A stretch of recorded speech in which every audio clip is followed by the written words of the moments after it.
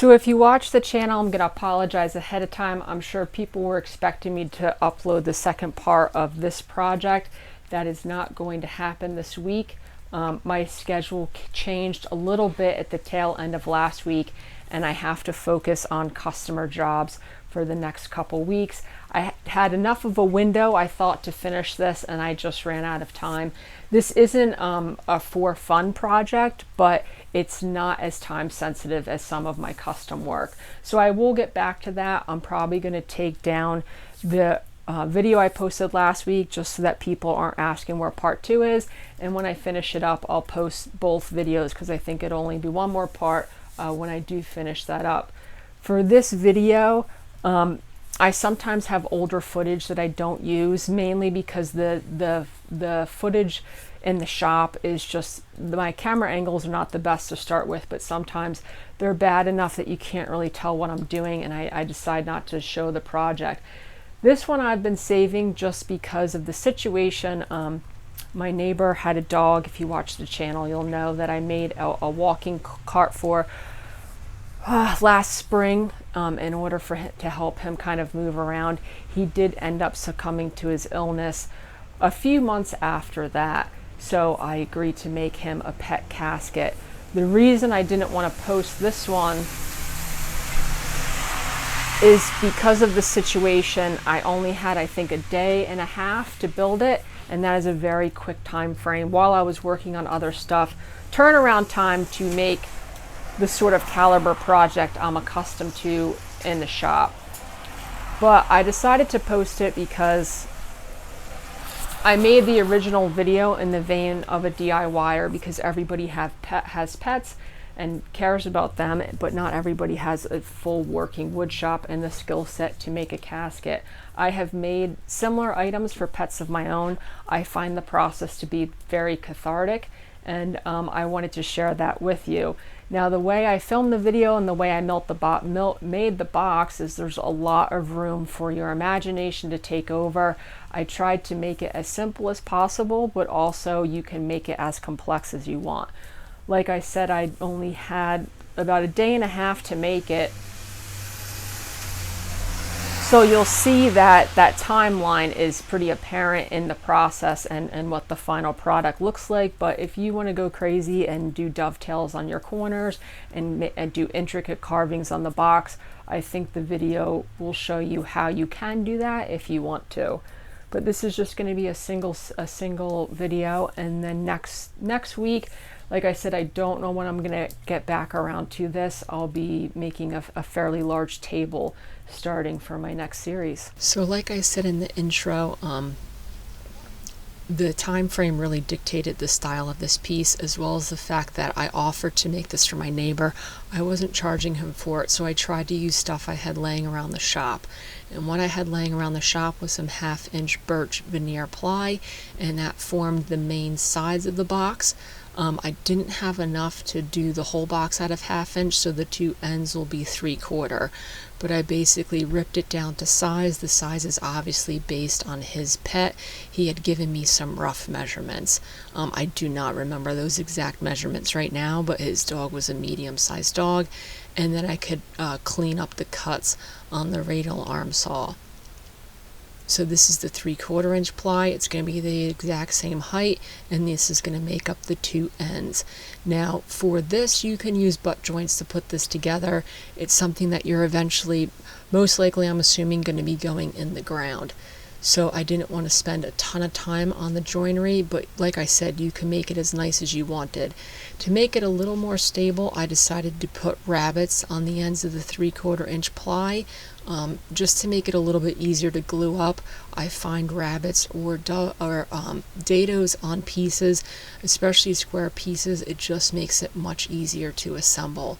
So I have a 1/2-inch dado stack and my sacrificial fence on my table saw, and I could take those 3/4 inch pieces and just cut rabbets on the edge. This is a 1/2 inch, even though this is 3/4 inch ply, this is a 1/2 inch dado stack because I'm going to be putting that 1/2 inch plywood on the ends. As you can see, it's pretty easy to make that cut. Just gives you more gluing surface, and it holds the piece together a little bit when you're trying to put the whole thing together. And this plywood's pretty nice. I used many different lumbers in this, which was a little bit of a concern because I knew it was going to be stained. But like I said, I tried to use stuff I have around the shop, and this is something that is eventually, at least in this circumstance, going to be going under the ground. So that's kind of how that joint works. I could get one end in place, add a bunch of glue, and just brad the other end in as well. So this whole thing's just going to be bradded together. I didn't use screws or anything like that. Screws don't hold well in plywood, especially plywood this thin anyway. So then once I had the box, the bottom, I did not do anything fancy at all. I just am going to cut the bottom to shape. My box turned out square, and I'm just going to tack the bottom onto the bottom of the box. Now if I had some more time to do this, obviously I would build it probably a little bit differently. I don't want to knock this. I was happy with how this turned out. It's just when you're used to building things a certain way, it could be a little... It's a mindset change to build things differently, I guess is the easiest way to put it. So you can see I'm just tacking this onto the bottom, and then the molding I'm going to be using for this is going to hide all the plies in this piece, which is why I wasn't super concerned about keeping those exposed. And that's my basic box. I did think about putting some covering on the inside, but I just didn't have enough time to do it. The moldings were the one thing I did buy because I didn't have any decorative molding. It was just a matter of this is decorative crown, some decorative baseboard, and some flat beaded material, and that's what I'm going to use to finish this up. So you can see the bottom is just some decorative molding. Pretty simple process. I like to go one edge at a time. I don't like to make a square and put it around the box because the squares the box I have is probably not perfectly square, so it's easiest to get the best cuts going around. So I do have a miter saw in my shop. You can see here I don't use it a ton, but if I kind of lean over the table saw, I can make some cuts, and I'm just gluing these to the piece as I go. It's going to hide that trim on the bottom and give it a nice finished look, and just once again brad the whole thing into place.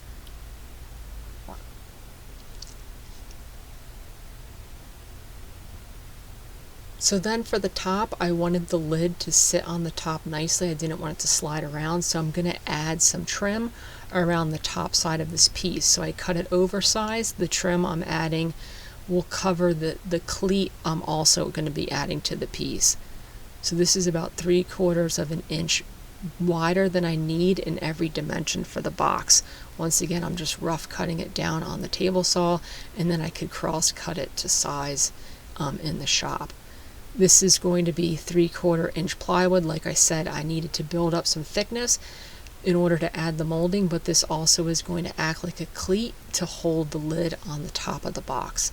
It's just little strips. I believe it was probably 1 inch by 3/4, and then I could just add this around the perimeter. Nothing fancy, once again, because I'm going to be covering it with that molding.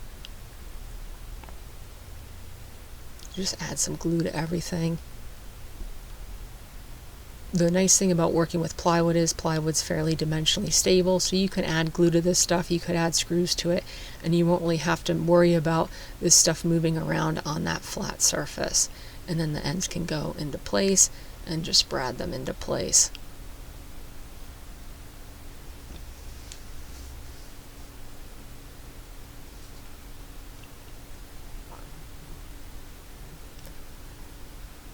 And then you could see how the lid will fit on. It doesn't move around, but I also added some thickness for the molding, and the molding I'm putting on there is that flat decorative molding around the edge, and that's going to cover all of the plies.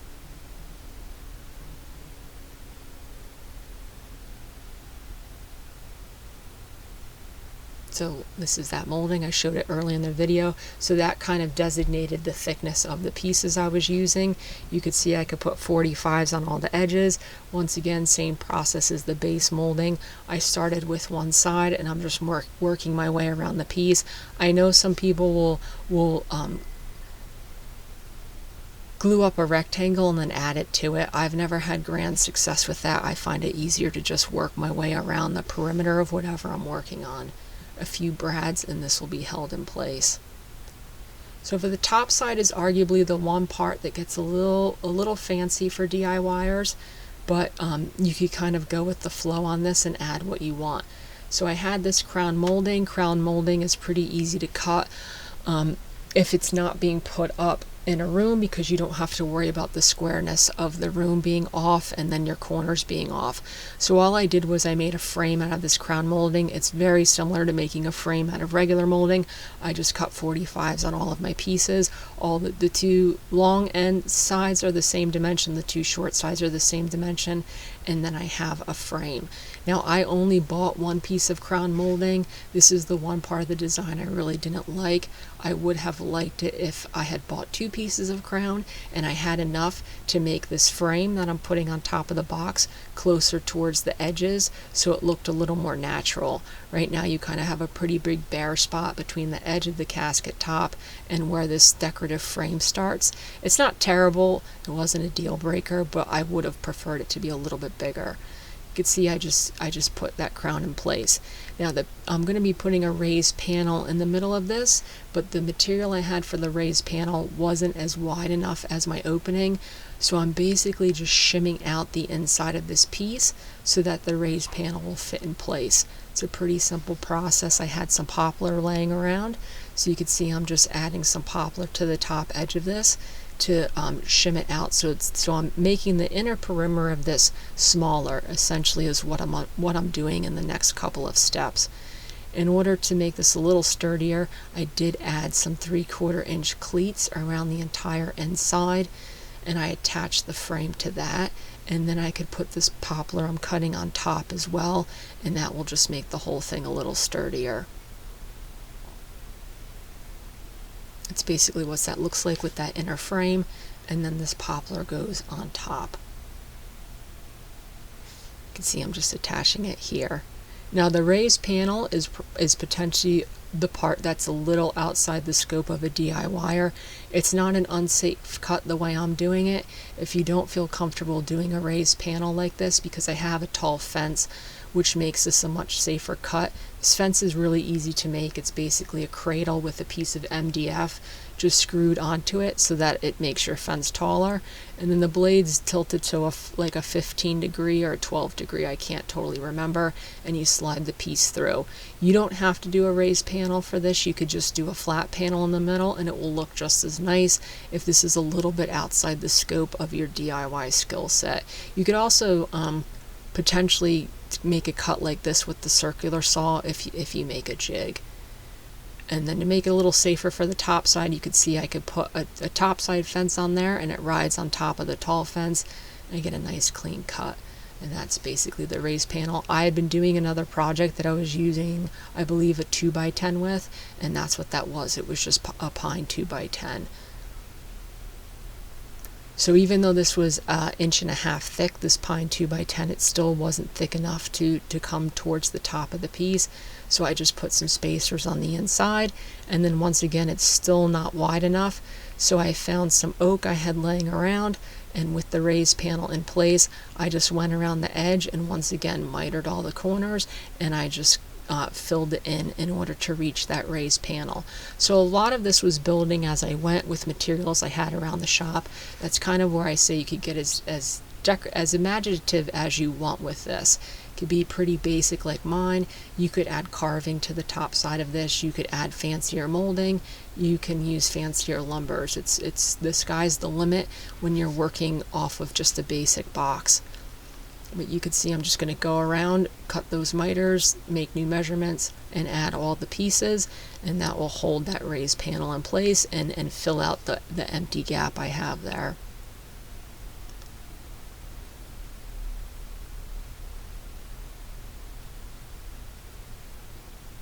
You see, I believe this oak is actually strips left over from the toboggan I made in the beginning of the new year. And then that's what the top looks like. It's still detachable. I'll sand this and then attach this from the other side with some screws into those spacers I have. You could see what I was saying before. Now that this is complete, I don't dislike the top.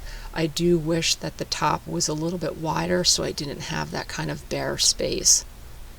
And I just added a bunch of glue. I don't think I film it because my camera does die, and like I was saying, I was on a pretty big time crunch with this, but I just screw this in from the other side so everything's all attached.